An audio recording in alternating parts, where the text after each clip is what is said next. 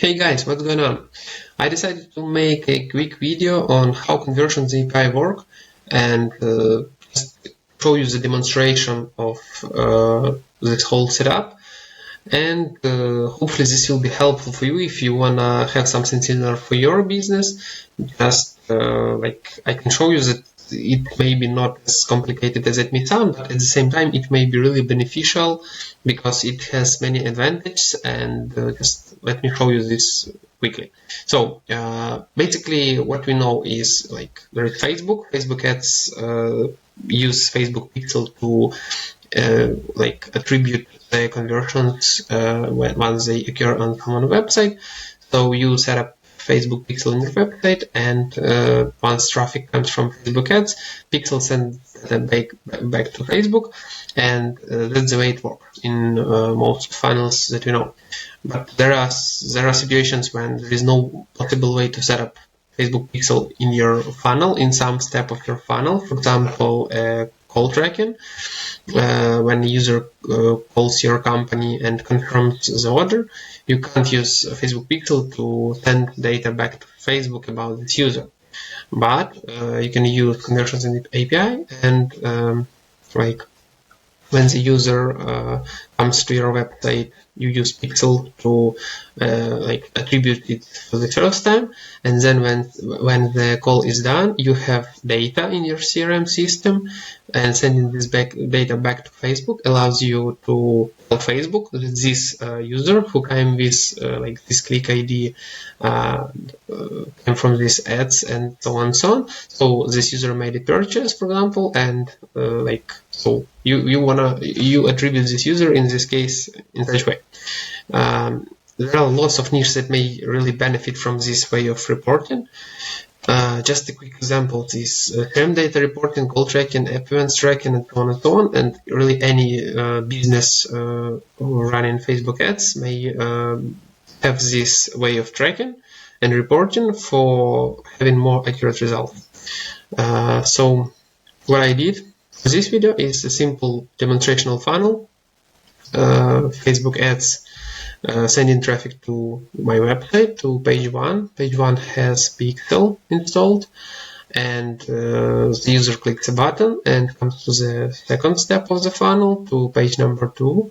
And in this case there is no Facebook pixel, but using some basic scripts which store this user's data and send it back to Facebook. This allows us to use this to use conversions API and report those events and track them and also optimize for them. I used the simplest, like basic user identification parameters: timestamp, user agent IP, FBC, FBP, and event ID. I won't tell much about FBC, FBP in this like video, but what I'll tell you, what I'll show you is a link on Facebook Docs, which explains this really cool and really straightforward way. But I'll better show you what I did and what you can use as well. So this is my test website, some entertainment website with a button. So as you can see, the first page has Facebook pixel, like with page event, and once user clicks continue, so it basically makes a conversion. As you can see, there is no event here, so basically there is no pixel here installed on this page. So when what we have set up here is a script on server which picks users data, the ones that I shared with you earlier, and sends this data to Facebook, and Facebook attributes the previous click from ads to the website and with this conversion and matches those. Here is a sample file with information that I used for this for the purposes of this demo. It's a timestamp, IP address, user agent, FBP, FBC. So here is how they look like. As you can see, FBC contains the click ID, the Facebook click ID part, but you can read this in Facebook Docs more. So this information is sent to Facebook back with another script And here is what we see in our events manager in this case. So it's a server, it's an app that uses server connection method. It's a second page view. So here is what we see.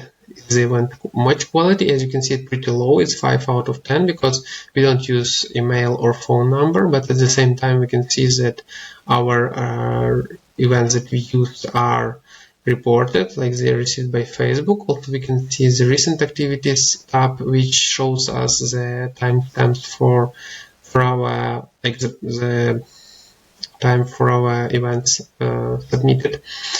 And what the most beneficial thing from this reporting method is having this data in your Facebook Ads Manager. So what you can do is make custom conversion based on this event, as I did here with second page view custom, and I can see this matched with the clicks that were made from my ads. And this is one thing, so you can use it in breakdowns, in reporting, etc., etc. And also, so I use this event for running my ads for Facebook. Here, conversion event.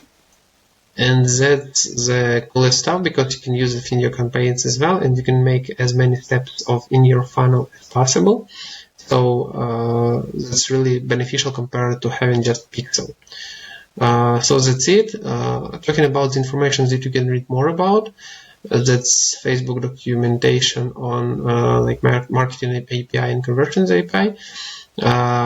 It really explains everything in details. So as you can see, there are multiple parameters that you can send, and at the same time there are multiple ways you can do. What you should think about is hashing and user privacy and all this stuff, but Facebook gives pretty straightforward instructions on that. That's it.